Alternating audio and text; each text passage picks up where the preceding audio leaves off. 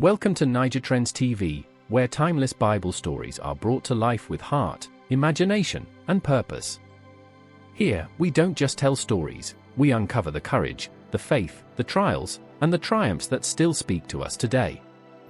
If you love stories that lift your spirit, that make you believe again, if you want your kids to learn powerful lessons in a way they'll never forget, you're in the right place. This is where faith meets storytelling, where ancient truth meets modern hearts. So go ahead, hit that like button, share this with someone who needs hope, and subscribe to join our family of kingdom dreamers and believers. Now, today's story? It's not just any story. It's a moment that changed history, the showdown of all showdowns. A young shepherd, no armor, no army, just a sling. Facing a warrior so terrifying, grown men ran from his shadow. This is the incredible, true story of how David defeated Goliath. Not with power, not with size, but with faith that moved faster than fear.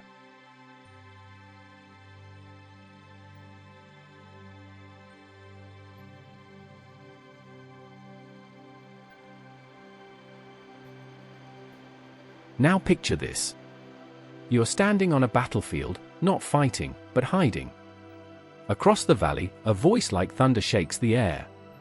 Every morning, for 40 straight days, a giant steps out, armor gleaming in the sun, muscles like iron, eyes filled with mockery. This wasn't just any man. This was Goliath, over 9 feet tall, trained to kill, the Philistines' ultimate weapon. He didn't need to fight a war, just one man from Israel. That's all he asked for. "Send me your best," he roared. "If he defeats me, we surrender. But if I win, you become our slaves." But no one moved. Not King Saul. Not the generals. Not the strongest warriors. They all stood there, paralyzed. Not by swords, but by fear. Have you ever been there? Faced a challenge so big or a situation so overwhelming that it felt like a giant shouting right in your face. That's what Israel felt. Day after day. Fear had them stuck. And Goliath? He loved every second of it. But far from the battlefield, a young shepherd boy named David was tending sheep. He wasn't a soldier. He didn't wear armor. He didn't have a sword. But David had something even stronger, faith. One day, his father sent him to bring food to his older brothers at the battlefield. And what David saw shocked him. Who is this giant that dares to challenge the army of the living God? Everyone laughed. A shepherd boy? Against a warrior like Goliath? But David was serious. He had faced lions and bears while protecting his sheep, and God had always helped him. The same God who rescued me from the lion will rescue me from this giant too. King Saul hesitated, but there was something about David's confidence. He gave him his own armor, but it was too big. David took it off. All he needed was his sling, 5 smooth stones, and his faith. The sun rose over the battlefield, casting long shadows over the valley. On one hill, the mighty Philistine army, led by their towering champion. Goliath, a warrior so feared, no Israelite dared to face him. On the other, a young shepherd, barely old enough to be called a man. No armor. No sword. Just a sling, an unshakable faith. "Am I a dog, that you come at me with sticks? Come here, and I'll feed your flesh to the birds.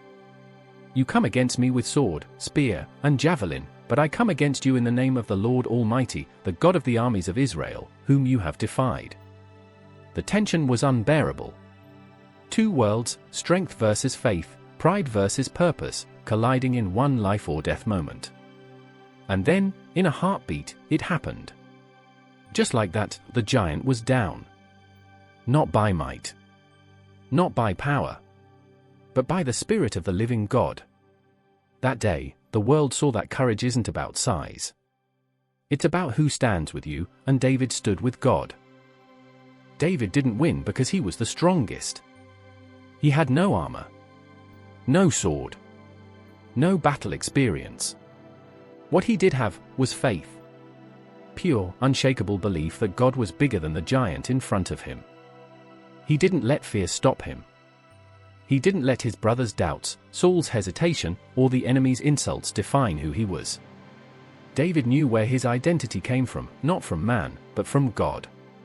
Sometimes, the biggest giants in our lives don't carry swords, they whisper lies. You're not enough. You'll never make it. You're too weak, too broken, too small. But like David, we have a choice, to listen to fear, or to trust in faith. Giants still fall today, not by force, but by faith. Not by size, but by surrender.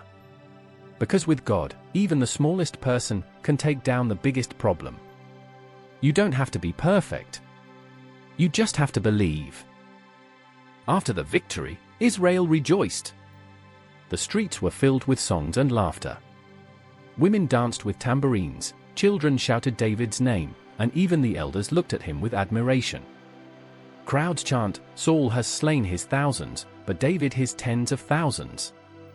Overnight, David became a national hero or a symbol of hope, courage, and faith. But deep down, he remained the same humble shepherd who once sang to God under the stars. He knew the victory wasn't his alone.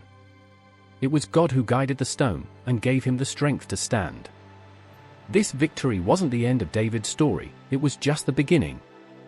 From a forgotten son tending sheep to a fearless giant slayer, David was now on a path toward greatness.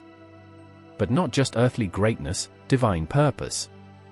Yet, even as fame grew and power beckoned, David's heart remained anchored in God. His strength wasn't just in his sling, but in his surrender. What does David's story teach us today? Faith beats fear. David didn't have a sword or armor. He had a sling, an unshakable faith in God. When everyone else ran in fear, David stood firm. Why? Because his trust wasn't in his own strength, it was in something bigger.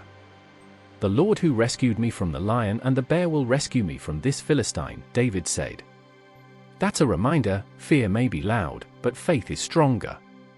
Courage isn't about size, it's about trust. Goliath was a giant. David was just a teen. But here's the truth, courage isn't measured by muscles or medals. It's about trusting God when the odds are against you. You're never too young or too small to do great things. David wasn't a warrior.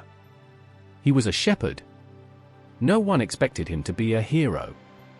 And yet, he was the one who stepped up. Maybe people look down on you, too, because you're too young, too quiet, or not important. But God sees something different. God sees potential where others see limits. The battles you face today may prepare you for something greater tomorrow. David didn't wake up and decide to fight Goliath. He had already faced lions, bears, doubts. Each challenge was like a training ground, preparing him for the moment that would define him. In the same way, your struggles today, the things you wish would just go away, might actually be preparing you for something greater. Maybe your giant isn't a warrior with armor and a sword. Maybe your giant is a tough exam that's keeping you up at night. The fear of speaking up or being different. Loneliness that makes you feel invisible. Pressure to fit in or be perfect. Anxiety about your future, where you'll go, what you'll become. Whatever your giant looks like, remember this.